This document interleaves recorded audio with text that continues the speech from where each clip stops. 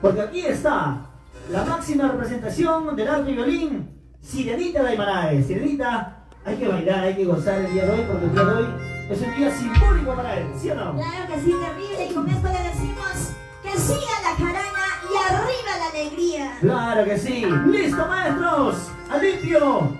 Vamos allá a la grama. ¡Vamos, Tito Roja! ¡Eso! Y yo soy el terrible. Y ella. Sirenita de Aymaraes. Bailando. ¡Eso! Gozando. ¡Sí, sí! Y empezó la jarana. Bailando.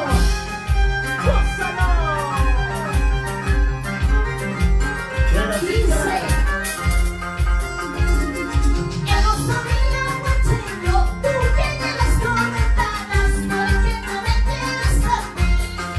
¿cómo dice? ¿Cómo dice? Hemos dormido mucho, tú que te las comentadas, porque no me tienes a mí. Dímelo, dímelo, dímelo. Para curarme la vida, así, así, olvídate. Para curarme la vida, así, así, olvídate. Ay, ay, ay, toma el sonido, así, así, olvídate. Ay, ay, ay, toma el sonido, así, así, olvídate. Uy, vamos,